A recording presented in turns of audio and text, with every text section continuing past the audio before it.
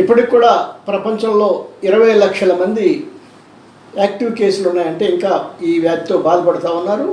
ప్రతిరోజు 50,000 మంది కొత్త కేసులు చేరుతూ ఉన్నాయి. అమెరికాలో ఈ వ్యాధి చాలా ఉధృతంగా ఉంది. మొత్తం 33 లక్షల మంది ప్రపంచంలో ఉంటే 11 లక్షల మంది అంటే 3వ వంతు ఆ దేశంలోనే ఈ వ్యాధి బారిన పడ్డారు. 64,000 మంది ఇప్పటికీ చనిపోయారు. ఇప్పటికీ 8,70,000 మంది ఈ వ్యాధి యాక్టివ్ కేసులు ఉన్నాయి. యూరప్ అందరికన్నా ఎక్కువగా యూరప్ ఈ వ్యాధి బారిన ఎక్కువగా పడింది. 13 లక్షల మంది ఈ వ్యాధి బారిన యూరప్లో పడ్డారు. ఇందులో కూడా ప్రధానంగా Italy, Spain, Britain, Germany, France అంటే బాగా అభివృద్ధి చెందినటువంటి ఈ 5 దేశాలు ప్రధానంగా దీని బారిన పడ్డాయి. ఈ దేశాల్లో స్పెయిన్, ఇటలీలో 2 లక్షలు దాటిపోయినాయి. బ్రిటన్, ఫ్రాన్స్, జర్మనీలో 150,000 కేసులు దాటినాయి. మొత్తంగా చూసుకుంటే యూరప్లో 1,10,000 మంది ఇప్పటికి చనిపోయారు. అంటే మొత్తం మరణాల్లో సగం యూరప్లో ఉన్నాయి. ఇక ఆసియా ఖండం మొత్తం చూసుకుంటే 5 లక్షల మంది, ఆఫ్రికాలో 40,000 మంది ఈ వ్యాధి బారిన పడ్డారు. అంటే ఒక రకంగా ఈ ప్యాటర్న్ చూస్తే చలి ప్రదేశాల్లో ఎక్కువగా ఉధృతంగా వ్యాపిస్తూ ఉంది. రెండవది బాగా అభివృద్ధి చెందినటువంటి ప్రాంతాల్లో ఎక్కువ ఉధృతంగా వ్యాపిస్తూ ఉంది. ఉష్ణమండలాల్లో దీని వ్యాప్తి చాలా స్లోగా ఉందనేది మనకి కనిపిస్తూ ఉంది. భారతదేశానికి వచ్చేసరికి ఇప్పటి వరకు 35,000 మందికి ఈ వ్యాధి సోకింది. ఇందులో దాదాపు 1,200 మంది వరకు చనిపోయారు. ఈ మొత్తం ప్రపంచ దేశాలన్నీ చూసుకున్నప్పుడు ఈ వ్యాధిని ఎదుర్కోవటంలో 2 రకాలైనటువంటి స్పందనలు కనిపిస్తూ ఉన్నాయి. ముఖ్యంగా సోషలిస్ట్ దేశాలు చైనా, వియత్నాం, క్యూబా ఈ దేశాలు చూసినప్పుడు ఈ దేశాలు ఈ వ్యాధిని కట్టడి చేయడంలో చాలా సఫలీకృతమైనట్టు మనకు కనిపిస్తూ ఉంది. చైనాలో వ్యాధి పుట్టింది, వుహాన్ నగరంలో ఈ వ్యాధి పుట్టింది, మీ అందరికీ తెలుసు. చాలా ఉధృతంగా వెళ్ళింది. 1 నెల రోజుల పాటు ఆ దేశంలో ఈ వ్యాధి వ్యాపిస్తున్నప్పుడు ప్రపంచం మొత్తం ఆశ్చర్యంతోనూ ఆవేదనతోనూ అక్కడ పరిణామాలను గమనించాం. కానీ ఈ రోజున 82,874 మంది అక్కడ వ్యాధికి గురైతే ఈ రోజున 77,000 మంది పైన వ్యాధి నయమైపోయి ఇళ్లకు వెళ్ళిపోయారు. 4,600 మంది వరకు చనిపోయారు. ఇప్పుడు చైనాలో యాక్టివ్ కేసులు 577 మంది మాత్రమే ఉన్నారు. అంటే దాదాపు అక్కడ చైనాలో ఈ వ్యాధి పూర్తిగా నయమయ్యే పరిస్థితి కనిపిస్తూ ఉంది. వియత్నాం, క్యూబా ఇవి కూడా చూసుకుంటే క్యూబా అమెరికాకి చాలా దగ్గరగా ఉంది. ఉధృతంగా సాగుతున్నటువంటి అమెరికాకి అతి దగ్గరగా ఉన్నటువంటి క్యూబాలో 1,500 కేసులు మాత్రమే వచ్చినాయి. వాళ్ళల్లో కూడా దాదాపు 61 మరణాలు మాత్రమే జరిగినాయి. రికవర్ అయిన వాళ్ళు 681 మంది రికవర్ అయ్యారు. ఇంకా 759 మంది ఇప్పుడు యాక్టివ్ కేసులు ఉన్నాయి. వియత్నాంలో చాలా తక్కువ 270 కేసులు మాత్రమే వచ్చినాయి. అది చైనాకి చాలా ఆనుకుని ఉంది. చైనాకి ఆనుకుని చాలా పెద్ద బార్డర్ ఉన్నటువంటి దేశం, దాంతో సంబంధాలు కూడా ఉన్నటువంటి దేశం. కానీ అక్కడ 270 కేసులు మాత్రమే వచ్చినాయి. 1 మరణం కూడా లేదు. ఇవన్నీ కూడా అక్కడ ఈ వ్యాధిని నయం చేయటంలో ఆ సోషలిస్ట్ వ్యవస్థలు, ఆ ప్రభుత్వాలు తీసుకున్నటువంటి ప్రజాప్రభుత్వాలు తీసుకున్నటువంటి చర్యలు, వాటి గురించి మనం తర్వాత చెప్పుకోవచ్చు. రెండవ విషయం, ఈ కోవిడ్ మీద చర్చలు జరుగుతున్నప్పుడు 3 రకాలైనటువంటి చర్చలు జరుగుతున్నాయి. ఒకటి పర్యావరణానికి సంబంధించినటువంటి చర్చ, మానవుడు పర్యావరణంతో చేస్తున్నటువంటి సాంగత్యంలో వస్తున్నటువంటి మార్పులు, దీనికి సంబంధించిన చర్చ. 2 ఆర్థికంగా దీన్ని ఎదుర్కోవటంలో స్పందనలు, వివిధ దేశాల్లో ఎటువంటి స్పందనలు జరుగుతున్నాయనేటటువంటి ఒక చర్చ. 3వది రాజకీయ కోణం కూడా దీనికి ఉంది. మొదటిది పర్యావరణానికి సంబంధించిన విషయం. ఎందుకని ఈ వైరస్లు ఇట్లా ముందుకు వస్తున్నాయి? చాలా వైరస్లు దాదాపు 2-3 సంవత్సరాలకు ఒకసారి ఏదో ఒక వైరస్ విజృంభించడం, ఒక్కో దేశంలోనూ ప్రాంతం మొత్తంకు ఒక్కోసారి ప్రపంచం మొత్తానికి వ్యాపించడం అనేది జరుగుతూనే ఉంది. మనకి 21వ శతాబ్దంలోనే చూసుకుంటే మనం దాదాపు 5-6 రకాలైనటువంటి వైరస్లు మనకి వ్యాపించినాయి. సార్స్ అంటాం, అంటే సివియర్ రెస్పిరేటరీ సిండ్రోమ్ అని, అక్యూట్ రెస్పిరేటరీ సిండ్రోమ్. ఈ సార్స్ అనేది చైనాలో మొదట పుట్టి మళ్ళీ ప్రపంచం అంతా వ్యాపించింది. తర్వాత మెర్స్ మధ్య ఆసియాలో పుట్టినటువంటిది. తర్వాత నిఫా మన కేరళలో వచ్చింది. అలాగే స్వైన్ ఫ్లూ, ఇప్పుడు కరోనా వైరస్. అంటే 2-3 సంవత్సరాలకి లేదా 4-5 సంవత్సరాలకు ఒకసారి ఈ వైరస్ అనేది విజృంభించటం, ఒక ప్రాంతంలో ఒక మహమ్మారిలాగా వ్యాపించటం, ఒక్కోసారి ప్రపంచం అంతా వ్యాపించడం అనేది జరుగుతూనే ఉంది. ప్రపంచం ఎదుర్కొంటూనే ఉంది. ఎందుకు ఇలా జరుగుతుందంటే, ముఖ్యంగా నిపుణులు చెప్తుంది ఏంటంటే, మానవుడు ఈ అభివృద్ధి క్రమంలో పర్యావరణాన్ని లెక్క చేయకపోవటం, పర్యావరణాన్ని దెబ్బతీయటం ఈ వైరస్లు మానవుల మీదకి రావడానికి, మానవులను సోకడానికి చాలా కారణమవుతున్నాయి. మొట్టమొదటిది, మనం వైవిధ్యాన్ని దెబ్బతీస్తున్నాం. అంటే బయలాజికల్ డైవర్సిటీ అంటాం. రకరకాల ఈ ప్రకృతిలో అనేక రకాలైనటువంటి జీవులు ఉంటాయి, అనేక జాతుల జీవులు పెరుగుతూ ఉంటాయి. మనం ఆ జాతుల జీవులను పెరగనీయకుండా వాటిని చంపేస్తున్నాము, వాటిని నాశనం చేస్తూ ఉన్నాము. అభివృద్ధి అనే పేరుతో రకరకాల జీవజాతులు నాశనం చేస్తున్నారు. వ్యవసాయంలో కూడా చూడండి, ఇంతకుముందు వ్యవసాయం అంటే అనేక రకాలైనటువంటి పంటలు పండించేవాళ్ళు.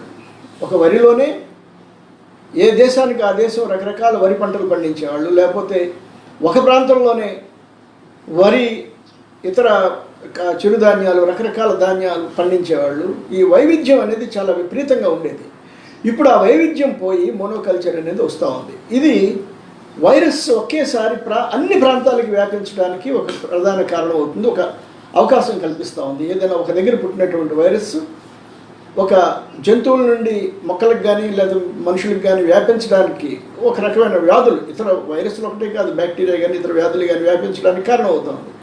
ఇది ఒకటి. రెండవది, మనిషి జంతువుల యొక్క ఆవాసాల్లోకి క్రమక్రమంగా చొచ్చుకుపోతున్నాడు. జంతువులు అడవుల్లో నివసిస్తూ ఉంటే అడవులను నరికేసేసి పట్టణాలను నిర్మించి ఆ అడవులకు ఆనుకొని ఆ అడవుల లోపలికి వెళ్ళిపోయి ఆ జంతువుల యొక్క ఆవాసాలని దెబ్బతీస్తున్నప్పుడు, లేదా వాటికి పరిసరాల్లోకి వెళుతున్నప్పుడు ఆ జంతువులతో సాంగత్యం చాలా పెరుగుతూ ఉంది. కాబట్టి వాటి నుండి వైరస్ అనేది బాగా వ్యాపిస్తూ ఉంది. ఇప్పుడు చర్చ జరుగుతూ ఉంది. చైనాలోని వుహాన్ నగరంలో లేదా చైనాలో చాలా చోట్ల ఈ జంతువుల్ని తింటారు, రకరకాల జంతువులు తింటున్నారు. కాబట్టి ఆ జంతువుల నుండి మనిషికి వ్యాపించింది. గబ్బిలాలు తింటారు అక్కడ, లేకపోతే ఇతరత్ర జంతువులు తింటారు, వాటి నుండి వ్యాపించిందని చెప్తున్నారు. ఈ వైరస్ గబ్బిల నుండి వ్యాపించింది అనేది చాలామంది చెప్తున్నటువంటి విషయం. జంతువుల్ని, రకరకాల జంతువులు తినటం అనేది ఒక చైనాలోనే కాదు, అనేక దేశాల్లో ఉంది. అది జీవన అలవాట్లు. మన దేశంలో కూడా రకరకాల తెగల ప్రజలు రకరకాల జంతువుల్ని తింటారు. అందుకని ఆ రకంగా కూడా వ్యాపించే అవకాశాలు లేకపోలేదు. కానీ ప్రధానమైన విషయం, ఈ అభివృద్ధి క్రమంలో మనం గనులు తవ్వటం కానీ, అడవుల్లోకి వెళ్ళి ఆ అడవులను నాశనం చేసి ఆ గనులు తవ్వటం కానీ, ఇటువంటి పరిస్థితుల్లో ఆ లోతైన అడవుల్లోకి వెళ్ళిపోవటం వల్ల ఆ జంతువుల నుండి ఆ వైరస్లు ఇటువంటివి వ్యాపిస్తున్నాయి అనేది ఒక కారణం. మూడవ కారణం, వాతావరణ మార్పులు కూడా దీనికి పెద్ద కారణం అవుతున్నాయని చెప్పి శాస్త్రజ్ఞులు, నిపుణులు చెప్తూ ఉన్నారు. వాతావరణ మార్పుల యొక్క ప్రభావం ఇప్పుడు వైరస్ల రూపంలోనే కాదు, రేపు ఇంతకన్నా పెద్ద ప్రమాదం వాతావరణ మార్పు ద్వారా మానవాళికి వచ్చే అవకాశం ఉందని కూడా నిపుణులు చెప్తూ ఉన్నారు. ఇప్పుడు ప్రస్తుత అమెరికా అధ్యక్షుడు ట్రంప్ లాంటి వాళ్ళకి వాతావరణ మార్పు యొక్క ప్రమాదం ఏమీ కనిపించట్లేదు. దానికి ఈ వైరస్ ప్రమాదం కూడా కనిపించలేదు. కరోనా వైరస్ పెద్ద ప్రమాదకారి కాదన్నాడు. ఇప్పుడు ఆ దేశమే పెద్ద ఎత్తున వైరస్కి గురై చాలా ఇబ్బందులు పడుతున్నారు అక్కడ. మొదట్లో అసలు ఈ వైరస్ ఏమిటి, ఇదేమీ పెద్ద ప్రమాదం లేదన్నాడు. అలాగే వాతావరణ మార్పుల గురించి కూడా ఆయన అదే వ్యాఖ్యానం చేశాడు. వ్యాఖ్యానం చేయటమే కాదు, వాతావరణ మార్పులకు సంబంధించి ప్యారిస్ ఒప్పందం నుండి ఆయన వెనక్కి వచ్చేసాడు. ఇదంతా అర్థం లేని చర్చ ఇదంతా అన్నాడు. చాలామంది ప్రపంచంలో అన్ని దేశాల శాస్త్రజ్ఞులు చెప్పినటువంటి విషయాన్ని కూడా ఆయన లెక్క చేయట్లేదు. ఇటువంటి పాలకులు, అంటే శాస్త్రీయమైనటువంటి అవగాహన లేనటువంటి పాలకులు దేశాల్లో అధికారంలోకి వచ్చినప్పుడు ఈ ఈ రకమైనటువంటి మానవాళికి ఇటువంటి పెద్ద ప్రమాదం వచ్చే అవకాశాలు ఎక్కువ కనిపిస్తూ ఉన్నాయి. ఇది ఒక విషయం. ఇది పర్యావరణం, మనం పర్యావరణాన్ని రక్షించుకోవాల్సిన అవసరం, దీని గురించి చెప్తా ఉన్నాం. రెండవది ఆర్థిక సంబంధించినటువంటి విషయాలు మనం చర్చించుకోవాలి. ఈ ఈ ఈ కోవిడ్ వచ్చిన తర్వాత ఆయా దేశాలు స్పందించినటువంటి తీరు, అంటే ప్రపంచంలో ప్రజాప్రభుత్వాలు ఎలా స్పందించాయి, లేదా ప్రైవేటు పెట్టుబడికి ప్రాధాన్యత ఇచ్చేటటువంటి ప్రభుత్వాలు ఎలా స్పందించాయి అనేది మనకి చాలా స్పష్టంగా ఈ కరోనా వైరస్ సందర్భంగా మనకు కనిపిస్తూ ఉంది. భారతదేశాన్ని తీసుకోండి. భారతదేశంలో జనవరిలోనే మనకి మొదటి కరోనా కేసు ఇక్కడ కేరళలో మొట్టమొదట వుహాన్ నుండి వచ్చినటువంటి ఒక విద్యార్థి ద్వారా మనకు అక్కడ కనిపించింది. ఆ తర్వాత క్రమంగా ప్రపంచం అంతా ఈ కరోనా వ్యాధి వ్యాపిస్తూ ఉందనే విషయం మనకు తెలుసు. జనవరి నెలంతా అయిపోయింది, ఫిబ్రవరి నెలంతా అయిపోయింది. ప్రభుత్వం ఏ మాత్రము దీని గురించి చూస్తూ ఊరుకుంది మినహా ఏ మాత్రము దీని గురించి ఒక చర్యలు తీసుకున్నటువంటిది లేదు. మార్చి 21వ తారీఖున ప్రధానమంత్రి గారు ఇది ఉధృతంగా వ్యాపిస్తుంది కాబట్టి ఒక జనతా కర్ఫ్యూ విధించండి, దీనికి వ్యతిరేకంగా ప్రజలందరూ ఐక్యంగా ఉన్నారని చాటడం కోసం జనతా కర్ఫ్యూ విధించండి అని చెప్పాడు. జనతా కర్ఫ్యూ అయిపోయిన ఒక రోజు తర్వాత 23 నుండి లాక్డౌన్ 29 రోజుల పాటు లాక్డౌన్ విధిస్తూ ప్రకటించారు. 21 రోజుల పాటు లాక్డౌన్ విధించు ప్రకటించారు. అంటే జనవరి, ఫిబ్రవరి, మార్చి 21 వరకు దాదాపు 3 మాసాల పాటు ఎటువంటి చర్యలు, ప్రాథమిక చర్యలు తీసుకోకుండా వాళ్ళు చర్చలు జరపలేదంటే చర్చలు జరిపారు. వాళ్ళ చర్చలంతా ఏంటంటే పరిశ్రమలు దెబ్బతింటాయి, పారిశ్రామికవేత్తలకి ఎట్లా ఈ పరిశ్రమలు నిలపాలి, పారిశ్రామికవేత్తలని ఎలా కాపాడాలి, పరిశ్రమలకి నష్టాలు రాకుండా చేయాలంటే ఏం చేయాలి, ఇది వాళ్ళ చర్చ. కానీ సడన్గా 4 గంటల వ్యవధిలోనే, అంటే 4 గంటల ముందు ప్రకటించారు, రేపటి నుండి 23వ తారీఖు ఉదయం నుండి లాక్డౌన్ విధిస్తున్నాము, ఎక్కడి నుండి ఎవరు కదలడానికి వీల్లేదని ప్రకటించారు. కానీ ఆ ప్రకటించే ముందు భారతదేశంలో కోట్లాది మంది అసంఘటిత కార్మికుల పరిస్థితి ఏమిటి? ఉద్యోగస్తులకి కొంత శాతం జీతం తగ్గించడం, లేదా మధ్యతరగతి వాళ్ళ పరిస్థితి కొంత బెటర్గా ఉండొచ్చు. కానీ ఏ రోజు కూలీ ఆ రోజు మీద కూలీ ఆ రోజు చేసుకుంటూ బతికేటటువంటి దినసరి కూలీలు కొన్ని కోట్ల మంది ఉన్నారు. అంటే అత్యధిక శాతం వాళ్ళ పరిస్థితి ఏమిటనే విషయం ప్రధానమంత్రి ఏమాత్రం ఆలోచించినట్టు కనిపించలేదు. అందులోనూ ముఖ్యంగా వలస కూలీలు. మన దేశంలో ఒక రాష్ట్రం నుండి ఇంకో రాష్ట్రానికి, రాష్ట్రంలోనే ఒక చోటు నుండి ఇంకో చోటుకి వెళ్ళేటటువంటి వలస కూలీలు దాదాపు 12 కోట్ల మంది ఉంటారని అంచనా. ప్రభుత్వ లెక్కల ప్రకారమే 10 కోట్ల పైన వలస కూలీలు ఉన్నారని, కానీ అనధికార అంచనాల ప్రకారం 12 కోట్ల మంది ఉంటారని. వీళ్ళందరూ ఒక ప్రాంతం నుండి ఒక ప్రాంతానికి, ఒక రాష్ట్రం నుండి ఇంకో రాష్ట్రానికి, ఒక రాష్ట్రంలోని ఒక ప్రాంతానికి వెళ్ళిన వాళ్ళు. రాష్ట్రంలో అంతర్గతంగా వలస ఉండేవాళ్ళు వీళ్ళల్లో 5 కోట్ల మంది ఉంటారని. లాక్డౌన్ ప్రకటించే ముందు వీళ్ళ పరిస్థితి ఏమిటి, వీళ్ళని ఏం చేయాలి, ఎట్లా చేయాలి, వీళ్ళకి జీవనోపాధి ఏమిటి, వాళ్ళకి వసతి ఏమిటి, ఈ విషయం ఏది ఆలోచించాల లేదు. ఇంతకాలం ఉంది. ఈ కాలంలో అంటే జనవరి, ఫిబ్రవరి, మార్చి మాసాల్లో చాలా కార్యక్రమాలు చేసింది ప్రభుత్వం. ట్రంప్ అమెరికా అధ్యక్షుడు భారతదేశానికి సందర్శిస్తే కొన్ని లక్షల మందితో, అంటే అప్పటికే ఈ కరోనా వ్యాధి దాని తీవ్రత, అది ఎలా వ్యాపిస్తుంది, మనిషి నుండి మనిషికి ఎలా వ్యాపిస్తుంది, ఇవన్నీ సమస్యలు ఉన్నాయి. కానీ ట్రంప్కి ఆహ్వానించడం కోసం లక్షల మందితో గుజరాత్లో, ఢిల్లీలో పెద్ద ప్రదర్శనలు, పెద్ద కార్యక్రమాలు నిర్వహించారు. తర్వాత మధ్యప్రదేశ్లో ఈ ప్రభుత్వాన్ని మార్చడానికి, కాంగ్రెస్ ప్రభుత్వాన్ని తొలగించి అక్కడ బీజేపీ ప్రభుత్వం ఏర్పాటు చేయడానికి కావాల్సిన ఏర్పాట్లన్నీ చేసుకొని తీరిగ్గా అప్పుడు 21వ తారీఖున జనతా కర్ఫ్యూ, 23 నుండి మొత్తం లాక్డౌన్ విధించడం జరిగింది. ఈ కాలంలో ఈ ఈ వలస కార్మికుల పరిస్థితి ఏమిటి, వాళ్ళని ఎలా ఆదుకోవాలని ప్రభుత్వం ఏమాత్రం ఆలోచించింది లేదు. అందుకనే లాక్డౌన్ ప్రకటించిన వెంటనే వలస కార్మికులు కొన్ని వేల మంది, లక్షల మంది ఆయా ప్రాంతాల నుండి, ఢిల్లీ నుండి, బాంబే నుండి, గుజరాత్ నుండి లక్షల మంది కాలినడకన వాళ్ళ ప్రాంతాలకి కాలినడకన నడుచుకుంటూ వెళ్ళాల్సినటువంటి అగత్యం. సైకిళ్ళు ఉంటే సైకిళ్ళు, లేకపోతే నడుచుకుంటూ, ఎక్కువ మంది నడుచుకుంటూ పిల్లల్ని పెద్దల్ని మోసుకుంటూ ఆ ఎండలో పడి లేకపోతే రోడ్ల మీద పడి వెళ్ళేటటువంటి పరిస్థితి మనం పత్రికల్లోనూ మీడియాలోనూ చూసాం. కానీ మీడియాలో వచ్చింది చాలా తక్కువ. చాలా చాలా పెద్ద మానవ విలయంలాగా ఈ వలస కార్మికుల పరిస్థితి ఏర్పడింది. వాళ్ళకి ఆహారం కానీ, వాళ్ళకి వసతి కానీ ఇవన్నీ కల్పించకపోవడం వల్ల వచ్చినటువంటి పరిస్థితి. అంటే ప్రభుత్వానికి ఈ కూలీలు, ఈ వలస కార్మికులు ఎవరైతే సంపద సృష్టించి ఈ అభివృద్ధికి తోడ్పడుతున్నారో వాళ్ళ గురించి పట్టించుకునేటటువంటి పరిస్థితి లేదు. రెండవది దినసరి కూలీలు, అంటే అసంఘటిత రంగంలో పనిచేసేటటువంటి కార్మికులు. వీళ్ళు అసంఖ్యాకమైనటువంటి కార్మికులు. వీళ్ళ పరిస్థితి ఏమిటి? మొదటిసారి 21 రోజులు, తర్వాత 19 రోజులు, మొత్తం 40 రోజులు లాక్డౌన్ ఇప్పుడు నడుస్తూ ఉన్నటువంటి రోజులతో కలిపితే ఈ 40 రోజులు వాళ్ళు నివసించడం ఎట్లాగా? ప్రభుత్వం ప్రకటించింది 1,70,000 కోట్ల రూపాయలు సుమారుగా నేను సహాయం ప్రకటిస్తున్నాను, వాళ్ళందరికీ కావాల్సిన ఏర్పాట్లు చేస్తున్నాను. కానీ ఆ 1,70,000 కోట్ల రూపాయల్లో అంతకుముందు బడ్జెట్లో ప్రకటించినటువంటి డబ్బులే ఇప్పుడు వాళ్ళు అది అదనంగా ప్రకటించే సహకారం కాదు, అదనంగా ఇచ్చినటువంటి సహకారం కాదు. అదనంగా ఇచ్చే సహకారం ఏంటంటే బడ్జెట్లో ఆల్రెడీ ప్రకటించినవి తీసేస్తే 90,000 కోట్ల రూపాయలు మాత్రమే వాళ్ళు ప్రకటించారు.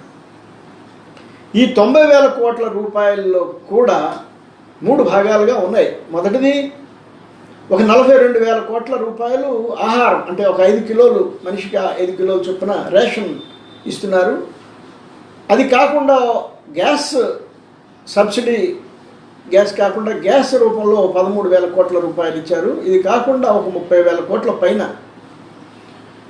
నగదు రూపంలో ఇచ్చారు. అది జన్ధన్ ఖాతాల్లో ఒక 500 రూపాయలు చొప్పున 3 నెలలకి 3,500 చొప్పున వేస్తామని చెప్పారు. రైతులకి ఒక 2,000 రూపాయలు ఇస్తామని చెప్పారు. వాళ్ళు ఇప్పుడు ఎదుర్కొంటున్నటువంటి సమస్యలు చూసినప్పుడు ప్రభుత్వం ప్రకటించింది చాలా చాలా చాలా తక్కువ. ఇది ఈ డిస్ట్రెస్లోకి, ఒక తీవ్రమైనటువంటి బాధల్లోకి వెళ్ళేటటువంటి ఈ అసంఘటిత కార్మికులకి లేదా శ్రామిక వర్గానికి, ప్రజలకి, పేద ప్రజలకి ఇది ఏమి పెద్ద ఉపయోగపడేటటువంటి పరిస్థితి కాదు.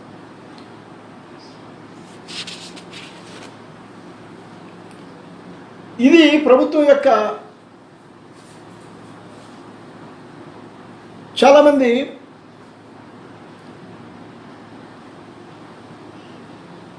సహకారం ఇంకా ఇది సరిపోదు, అందించాలి. చాలామంది నిపుణులు చెప్పారు, మీరు ఆహార ధాన్యాలు ఇవ్వడంతో పాటు ప్రతి కుటుంబానికి, అంటే అసంఘటిత రంగ కార్మికుల కుటుంబాలకి, పేద కుటుంబాలకి దాదాపు మన దేశంలో 35 కోట్ల పేద కుటుంబాలు ఉంటాయని లెక్కేసుకుంటే ఒక్కొక్క కుటుంబానికి 7,000 రూపాయల చొప్పున, నెలకి 7,000 రూపాయల చొప్పున 2 నెలలు మీరు ఇవ్వండి.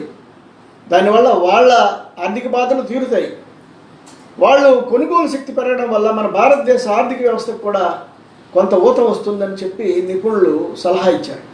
కానీ ప్రభుత్వం చెప్తున్నటువంటి వాదన ఏంటంటే డబ్బులు ఎక్కడి నుండి వస్తాయి, అంత డబ్బు ఆర్థిక పరిస్థితి మా దగ్గర లేదు కదా. కానీ ప్రభుత్వం దగ్గర డబ్బులు లేవా? ఉన్నాయి. మన దగ్గర ఇప్పుడు ఇవాళ విదేశీ మారక నిధులు పుష్కలంగా ఉన్నాయి.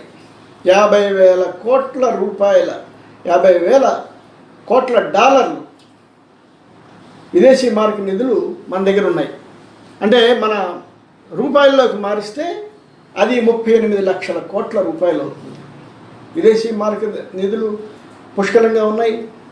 అలాగే మన ఆహార ధాన్యాలు చూసుకుంటే మనం ఇప్పటికే 5,80,00,000 టన్నుల ఆహార ధాన్యాలు నిల్వలు ఉన్నాయి. ఇప్పుడు ఖరీఫ్ నిల్వలు కూడా సేకరణ కూడా వస్తే దాదాపు 7 లక్షల టన్నుల పైన ఆహార ధాన్యాలు నిల్వ ఉంటుందని అంచనా. రబీ బాగా పండింది ఈ సంవత్సరం కాబట్టి ఆహార ధాన్యాల నిల్వలు ఉన్నాయి, విదేశీ మారక నిల్వలు ఉన్నాయి. వీటిని ఉపయోగించుకొని పేద ప్రజలకి సహకరించవచ్చు. కానీ ప్రభుత్వం అటువంటి సహకారం అందించడానికి సిద్ధపడట్లేదు. కారణం ఏంటంటే విదేశీ మారక నిల్వలు ఖర్చు పెట్టడానికి కానీ, ఈ ఆహార ధాన్యాలు ఖర్చు పెట్టడానికి కానీ, లేదా వీటన్నిటిని చేయాలంటే మన ద్రవ్య లోటు, భారతదేశ ఆర్థిక వ్యవస్థలో ద్రవ్య లోటు పెరగకుండా ఉండాలని ఈ అంతర్జాతీయ పెట్టుబడి ఏదైతే ప్రపంచీకరణ దీంట్లో మనం అంతర్జాతీయ పెట్టుబడికి లోబడి మన ఆర్థిక వ్యవస్థ ఎప్పుడైతే లోబడిందో అప్పటి నుండి మన మీద అంతర్జాతీయ పెట్టుబడి చేస్తున్నటువంటి ఒక ఒత్తిడి ఏమిటంటే మీ ద్రవ్య లోటు పెరగకుండా చూసుకోండి. కాబట్టి పేద ప్రజలకు సహకారం అందించాలంటే ప్రభుత్వం వాళ్ళకి డబ్బులు ఇవ్వడానికి అంతర్జాతీయ పెట్టుబడి అంగీకరించట్లేదు. కాబట్టి ప్రభుత్వం వెనకడుగు వేస్తూ ఉంది. అందుకనే ప్రభాత్ పట్నాయక్ లాంటి వాళ్ళు ఒక సలహా ఇచ్చారు. మీరు 2 పనులు చేయండి. ఒకటి, విదేశీ రుణాల మీద మారటోరియం ఎత్తివేయండి, మారటోరియం విధించండి. విదేశీ రుణాలు మనం ఏదైతే ఇవ్వాలో వాటి మీద ప్రస్తుతం మారటోరియం విధించండి. అలాగే విదేశీ పెట్టుబడులు బయటికి వెళ్ళిపోకుండా వాటి మీద కొన్ని కట్టళ్ళు విధించండి. అలాగే మనం ఇప్పుడు IMF దగ్గర నుండి రుణం తీసుకోవాలి. IMF రుణం అక్కడ SDR అంటారు, అంటే స్పెషల్ డ్రాయింగ్ రైట్స్ ద్వారా మనకి రుణాలు వస్తాయి. మన వాటా ఎంత ఉందో అంత మేరకు స్పెషల్ డ్రాయింగ్ రైట్స్ ద్వారా మనకి రుణాలు ఇవ్వాలి. అది ప్రతి దేశానికి ఇవ్వాలి. ఇప్పుడు దేశాలన్నీ ఆ వాదన చేస్తూ ఉన్నాయి. IMF ఇటువంటి టైంలో మాకు రుణాలు ఇవ్వాలి, అది కూడా మాకు రావాల్సిన వాటా మాకు ఇవ్వండి అని చెప్పి. కానీ అమెరికా దానికి అడ్డుపల్ల వేస్తూ ఉంది. ఎందుకంటే IMFలో అమెరికా వాటా చాలా ఎక్కువ, దాని పట్టు ఆధిపత్యం ఎక్కువ. అమెరికా ఏం చెప్తా ఉంది, అందరికీ వాళ్ళ వాటాల ప్రకారం SDRలు ఇవ్వడానికి మాకు ఇష్టం లేదు, మేము కోరుకున్న పద్ధతుల్లో రుణాలు మేము ఇస్తాము అంటుంది. అది అన్యాయం. నువ్వు కోరుకునే పద్ధతిలో కాదు, రావాల్సిన పద్ధతిలో ఎవరికి న్యాయంగా రావాల్సినటువంటి వాటాలో వాళ్ళకి ఇవ్వాలని మిగతా దేశాలు అన్నీ వాదిస్తూ ఉన్నాయి. కానీ అమెరికా ఒకవైపు ఉంటే మిగతా దేశాలన్నీ ఇంకోవైపు ఉంటే అమెరికాకు సపోర్ట్గా ఇవాళ భారతదేశం మాత్రమే నిలబడింది. ప్రపంచ దేశాలని సపోర్ట్ చేయాల్సినటువంటి భారతదేశం ఈరోజున అమెరికాకు సపోర్ట్ చేస్తూ ఉంది. అది భారతదేశ ప్రయోజనాలకు కూడా నష్టదాయకం. స్పెషల్ డ్రాయింగ్ రైట్స్ రూపంలో మనకి రుణాలు తీసుకుంటే మన భారత వ్యవస్థ, ఆర్థిక వ్యవస్థను మనం కాపాడుకోవచ్చు ఇటువంటి పరిస్థితుల్లో. అది కూడా మనం చేయట్లేదు. ఇది ఒక పెద్ద సమస్య. అంటే చాలామంది ఈ పరిష్కారాన్ని కూడా చెప్తున్నారు. ఇది ఆర్థిక రంగంలో మనకి సమస్య. ఇక వైద్య రంగం చూసుకోవాలి.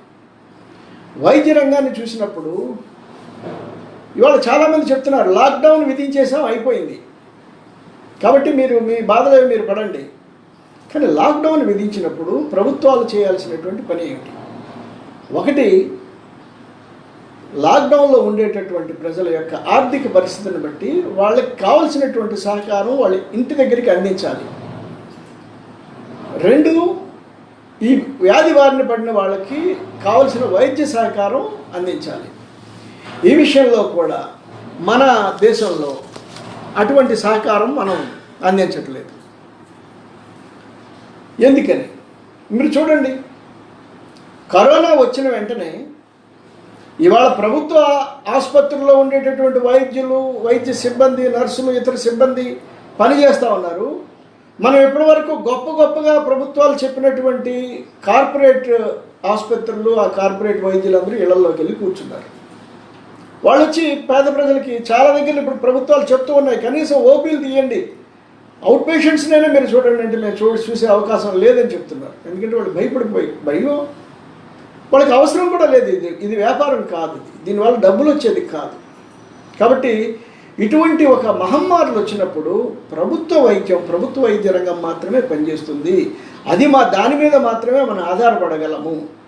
కానీ దురదృష్టం ఏంటంటే మన భారతదేశంలో క్రమంగా ఇవాళ వైద్య రంగంగా చూసుకున్నప్పుడు 1990 నుండి క్రమంగా మన వైద్య రంగం నుండి ప్రభుత్వం వెనక్కి వచ్చేస్తూ వైద్య రంగాన్ని ప్రైవేట్ వాళ్ళకి అప్పచెప్పడం అనేది పెద్ద ఎత్తున జరుగుతూ ఉన్నటువంటి విషయం.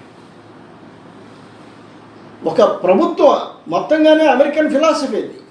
అంటే ప్రపంచ పెట్టుబడి యొక్క అంతర్జాతీయ పెట్టుబడి యొక్క ఒత్తిడి అది, ఫిలాసఫీ అది. ఏమిటంటే అన్ని రంగాల నుండి ప్రభుత్వం వెనక్కి వచ్చేయాలి, అన్ని రంగాల్లోకి ప్రైవేట్ రంగాన్ని మీరు ఆమోదించాలి. విద్య, వైద్యం, పరిశ్రమలు, ఇతర అన్ని రంగాల్లోకి ప్రైవేట్ రంగాన్ని అప్పచెప్పండి. కానీ ప్రధానమైనటువంటి వైద్య రంగాన్ని ప్రైవేట్కి అప్పచెప్పినప్పుడు అది రోగం వచ్చిన తర్వాత ప్రజలకి నయం చేసేటటువంటిది విషయమే కానీ రోగం రాకుండా లేకపోతే ఇటువంటి పెద్ద మహమ్మారులు వచ్చినప్పుడు ఆ ప్రైవేటు వైద్యం ఎంత పెద్దదైనా అది తట్టుకునే పరిస్థితి లేదు. ప్రభుత్వ రంగంలో ఉన్నప్పుడే దాన్ని తట్టుకోవడం సాధ్యమవుతుంది. ఈ వైద్యం ప్రైవేటీకరణ వలన మన భారతదేశ ప్రభుత్వం మన జీడిపిలో 1% మాత్రమే వైద్య రంగానికి కేటాయిస్తూ ఉంది. ఇవాళ భారతదేశంలో వైద్య రంగం ప్రైవేటైజేషన్ వలన ప్రతి కుటుంబం 50-80% తమ చేతుల్లో ఉండేటటువంటి డబ్బు వైద్యం కోసం ఖర్చు చేయాల్సి వస్తూ ఉంది. అంటే ఒక 44% ప్రజలకు మాత్రమే ప్రభుత్వ వైద్యం అందుతూ ఉంది. మిగతా వాళ్ళందరూ కూడా ప్రైవేటు వైద్యం వైపు వెళ్లాల్సి వస్తుంది. కాబట్టి వాళ్ళు సంపాదించిన దాంట్లో 77% వాళ్ళ వైద్య రంగం మీద ఖర్చు పెట్టాల్సినటువంటి పరిస్థితి కనిపిస్తూ ఉంది. ఇది ఒక దారుణమైనటువంటి పరిస్థితి. ఇది మనం సోషలిస్ట్ దేశాలతో పోల్చినప్పుడు, సోషలిస్ట్ దేశాల్లో ముఖ్యంగా క్యూబా మీరు తీసుకుంటే అక్కడ వైద్యానికి ఏ మనిషి కూడా 1 నయా పైసా కూడా ఖర్చు పెట్టాల్సిన అవసరం లేదు. వైద్యం ఉచితం, ప్రతి ఒక్కరికి వైద్యం ఉచితం. ప్రతి 300 కుటుంబాలకి ఒక ఆసుపత్రి, ఒక ప్రాథమిక వైద్యశాల, ఒక డాక్టరు, ఒక కొంత సిబ్బంది ఉంటారు. ఆ 300 కుటుంబాల యొక్క ఆరోగ్యం పుట్టిన పిల్లాడి దగ్గర నుండి చనిపోయే మనిషి వరకు వాళ్ళ ఆరోగ్య రికార్డ్స్ మెయింటైన్ చేయటం, వాళ్ళు ఎప్పుడు ఎటువంటి వ్యాధులకు గురవుతున్నారు, వాళ్ళ ఆరోగ్య పరిస్థితి ఎలా ఉంది ప్రతిరోజు చెక్ చేయటం, ప్రతిసారి చెక్ చేయటం, ఆ రికార్డు మెయింటైన్ చేయడం అనేది ఆసుపత్రుల యొక్క ప్రధానమైన పని. అలాగే ఆ ఏరియాలో వ్యాధులు రాకుండా చూసుకోవడం కూడా ప్రధానమైన పని. ఆ 300 కుటుంబాల ఏరియాలో ఇంకా పెద్ద వ్యాధులు వచ్చినప్పుడు వాటి పరిధిలో ఉండేటటువంటి ఒక ఉన్నత వైద్య రంగానికి పంపించడం అనేది వాళ్ళు చేసేటప్పుడు రికమెండ్ చేస్తారు, అక్కడికి వెళ్తారు. ఆ రకంగా ప్రాథమిక వైద్యం దగ్గర నుండి అత్యున్నత వైద్యం వరకు ఉచితంగా అందించేటటువంటి క్యూబాలో ఈ రోజున అమెరికా పక్కనే ఉంది. ఆ క్యూబా ఈ కోవిడ్ మహమ్మారి వచ్చినప్పుడు, కోవిడ్ మహమ్మారి కాదు ఏ మహమ్మారి వచ్చినా సరే వాళ్ళు అడ్డుకోగలిగేటటువంటి పరిస్థితి. అమెరికా యొక్క ఆంక్షల మధ్య దాదాపు 50 సంవత్సరాల నుండి అమెరికా ఆంక్షల మధ్య నలుగుతున్నటువంటి దేశం అయినా ఇటువంటి మహమ్మారిని అది అడ్డుకోగలిగిందంటే కారణం అక్కడ ఉండేటటువంటి వైద్య వ్యవస్థ, ప్రజా వైద్య వ్యవస్థ. చైనాలో కూడా చూస్తే చైనాలో వాళ్ళు 2020 నాటికి, అంటే ఈ సంవత్సరం నాటికే చైనాలో మొత్తం ప్రజలందరికీ వైద్యం అందించాలి అని ఒక లక్ష్యం పెట్టుకున్నారు. అందుకనే వాళ్ళు 2017లో వాళ్ళ జీడిపిలో 5% ఉండేటటువంటి కేటాయింపు, వైద్య రంగానికి కేటాయింపు 2020 నాటికి 6.4% పెంచారు. అంటే మనకి 1% ఉండేదానికి అక్కడ 6.4% తేడాని మనం గమనించవచ్చు. చైనాలో ఈ రోజున 82% ప్రజలు ప్రభుత్వ వైద్య రంగాన్ని ఉపయోగించుకుంటున్నారు. అందుకనే మొట్టమొదట ఈ కరోనా వైరస్ చైనాలో వ్యాపించినప్పుడు వుహాన్ నగరంలో పెద్ద ఎత్తున వ్యాపించి ఆ నగరం మొత్తాన్ని లాక్డౌన్ చేయాల్సి వచ్చినప్పుడు దేశం మొత్తం, పారిశ్రామిక రంగం అంతా, ప్రభుత్వం మొత్తం దాని మీద కేంద్రీకరించి ఆ నగరాన్ని లాక్డౌన్ చేసింది. లాక్డౌన్ చేసిన వెంటనే మన ప్రభుత్వంలాగా ఇతర ప్రభుత్వాల్లాగా వాళ్ళ ప్రజలను వదిలేలా, వాళ్ళ ఇంటి నుండి బయటికి రాకుండా వాళ్ళని కట్టడం చేయడంతో పాటు ఇంటికి నుండి బయటికి రావాల్సిన అవసరం లేకుండా వాళ్ళకి కావాల్సినటువంటి నిత్యావసర వస్తువులు కానీ ఇతరత్ర వైద్య సదుపాయాలు కానీ వాళ్ళ ఇళ్ల దగ్గరికి తీసుకెళ్ళి అందించేటటువంటి ఏర్పాట్లు చేసింది. మనందరికీ తెలుసు, మన పత్రికల్లో చదివాం. ఆ వుహాన్ నగరంలో 10 రోజుల్లోనే 1000 పడకల ఆసుపత్రిని, ఇంకొక 1200 పడకల ఆసుపత్రిని 10 రోజుల్లో నిర్మించేసి అక్కడ వాళ్ళకి వైద్య సదుపాయాలు చేసింది.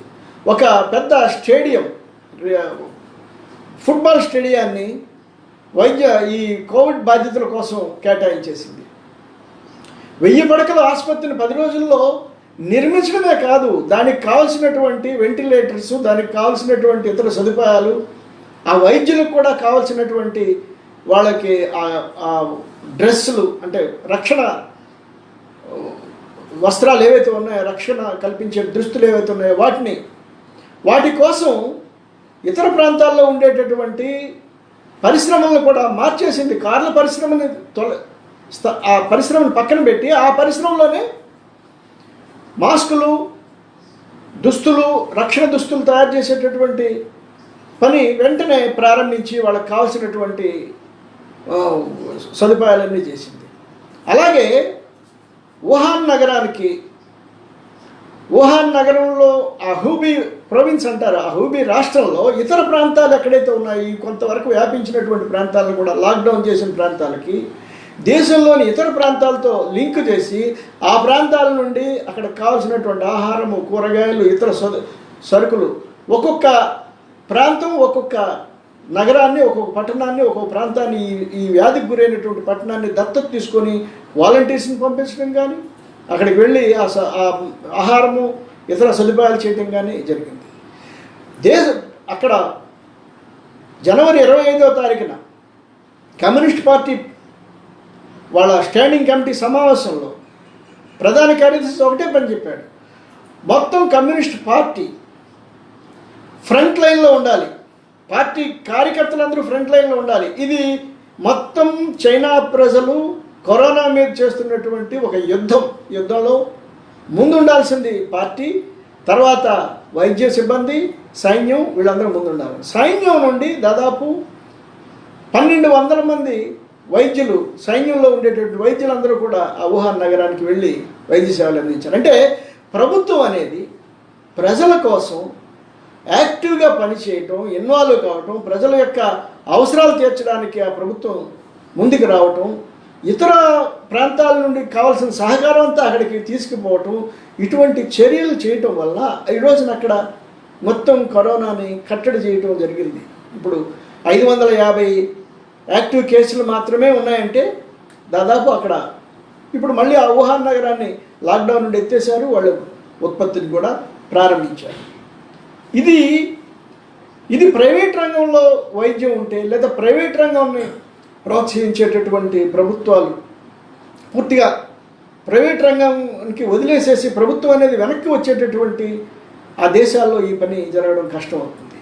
ఇది ఒకటి మనం గుర్తుంచుకోవాల్సింది. రెండోది, అమెరికాలో మనం చూసుకుందాం. అమెరికాలో చాలామంది ఒక అభివృద్ధి చెందినటువంటి దేశం, అమెరికాకి వచ్చిన వాళ్ళు తట్టుకోగలరు, వాళ్ళ దగ్గర వైద్య రంగం చాలా బాగా అభివృద్ధి చెంది ఉంది, టెక్నాలజీ బాగా అభివృద్ధి చెంది ఉంది, టెక్నాలజీని ఉపయోగించి దీన్ని కట్టడి చేయడం వాళ్ళకేం పెద్ద విషయం కాదని చాలామంది అనుకున్నారు. ట్రంప్ అక్కడ అధ్యక్షుడు కూడా అదే మాట అన్నాడు, మనకేముంది, అది పెద్ద సమస్య ఏం కాదు, పెద్ద విషయం కూడా కాదు, నేను అది కట్టడి చేసేద్దాం, ఏం ప్రాబ్లం లేదన్నాడు. రెండవది, చాలామంది హెచ్చరికలు చేశారు, ఇది దేశానికి, ఇది కనుక ఈ కరోనా వ్యాపిస్తే ఎంతమంది చనిపోతారు, ఎంత ప్రమాదం జరుగుతుంది, ఎటువంటి విలయాన్ని సృష్టిస్తుందని చాలామంది చెప్పినప్పుడు వాళ్ళని కొంతమంది అటువంటి చెప్పినటువంటి అడ్వైజర్స్ని తొలగించాడు. వీళ్ళంతా అనవసరమైన భయాలను రెచ్చగొడుతున్నారని చెప్పాడు. కానీ ఇప్పుడు ఏమైంది, మొత్తం ప్రపంచంలోని మరణాల్లో, ప్రపంచంలోని కేసుల్లో అమెరికాలోని అత్యధిక కేసులు. కారణం ఏంటంటే ఈ వ్యాధి వచ్చిన తర్వాత ప్రభుత్వం ఏం చేయగలదు? ప్రైవేట్ రంగంలో వైద్యం అంతా ప్రైవేట్ రంగంలో ఉన్న తర్వాత ప్రభుత్వం చేయడానికి, ప్రభుత్వం దగ్గర తను చేయడానికి ఏమీ లేనటువంటి పరిస్థితి ఏర్పడింది. ప్రైవేట్ రంగాన్ని ప్రోత్సహించేటటువంటి దేశాల యొక్క పరిస్థితి ఇప్పుడు యూరోప్లో కూడా చాలా దేశాల్లో ఈ పరిస్థితి మనకు కనిపిస్తూ ఉంది. అందుకని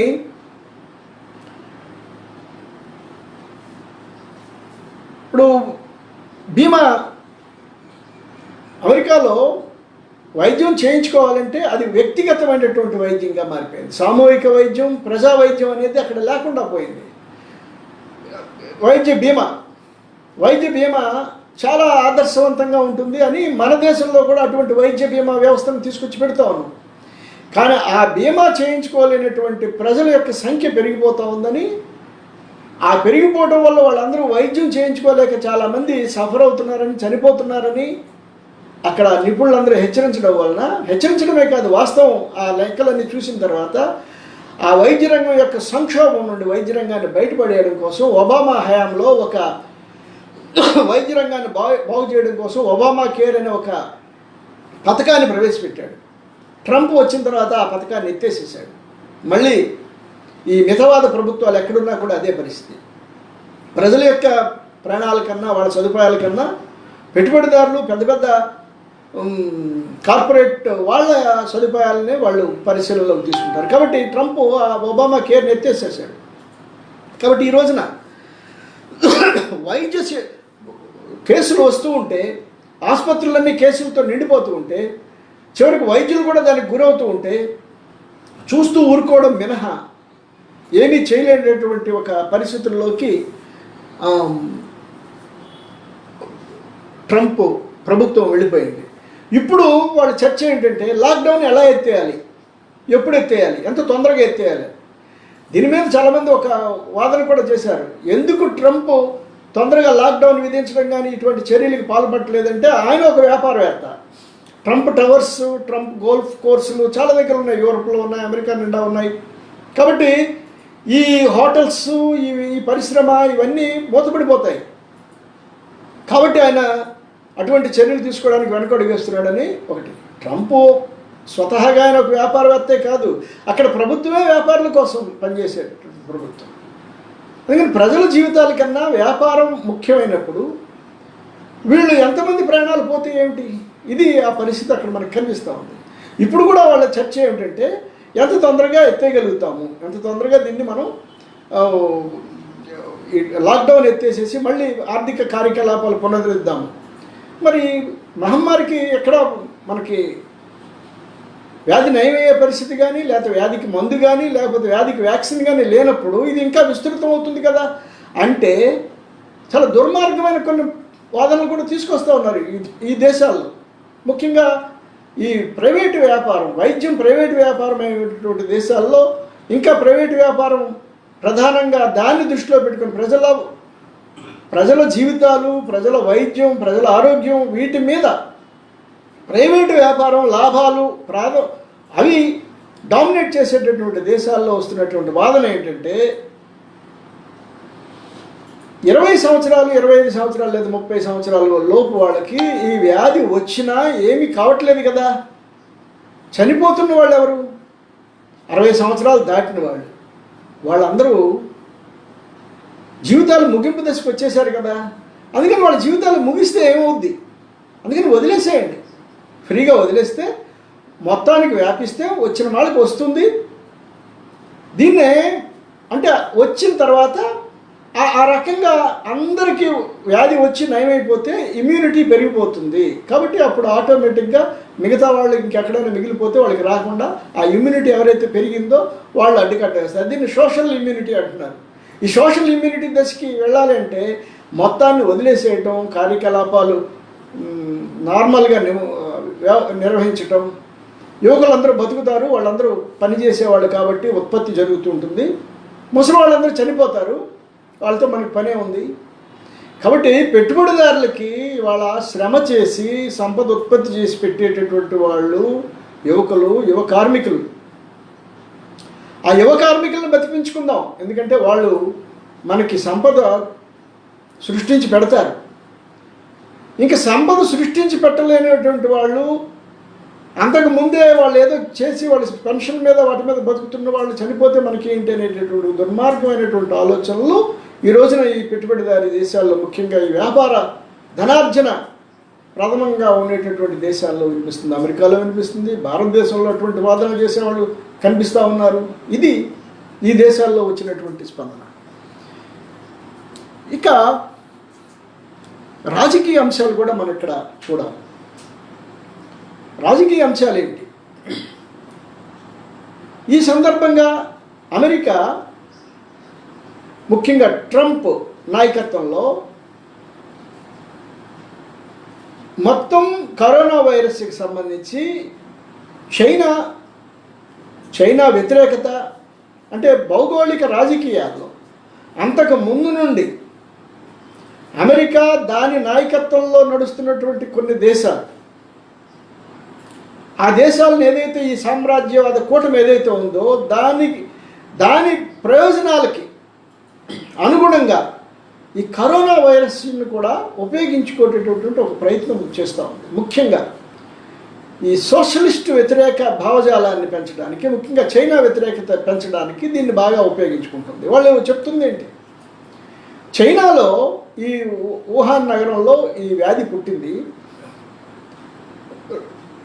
వాళ్ళు మాకు సమాచారం అందించలేదు, కాబట్టి ఈ మృతులన్నీ దానివల్ల మాకు వచ్చేస్తున్నాయి, కాబట్టి వాళ్ళు ఎందుకు సమాచారం అందించలేదు అనేది వాళ్ళు పెద్ద ప్రశ్న ఇప్పుడు వేస్తున్నారు. వాస్తవానికి ఇప్పుడు BBC రిపోర్ట్ కానీ చాలా వార్తలు వస్తూ ఉన్నాయి. ట్రంప్ది బాధ్యత. చైనాలో కరోనా వైరస్ మీద రీసెర్చ్ జరుగుతూ ఉంది. ఈ రీసెర్చ్లో అమెరికా ఈ సెంటర్ ఫర్ డిసీజ్ కంట్రోల్ అని ఉంది, CDC అంటారు. అది అమెరికాలో ఒక విభాగం. ఇది వాళ్ళ నేషనల్ సెక్యూరిటీ ఏజెన్సీ కింద పనిచేస్తూ ఉంటుంది. ఇటువంటి డిసీజెస్ ఏమైనా వస్తే, ఒక మహమ్మారులు వస్తే వాటిని ఎట్టా వచ్చే ప్రమాదం ఉందా, ఇటువంటి సమాచారం అంతా నేషనల్ సెక్యూరిటీ ఏజెన్సీస్కి ఇస్తూ ఉంటాయి. ఈ దళాన్ని ముందు రద్దు చేసేసాడు. ఒక దళం దానికి అటాచ్డ్గా CDCకి అటాచ్డ్గా ఉండేటటువంటి దళాన్ని రద్దు చేసేసాడు.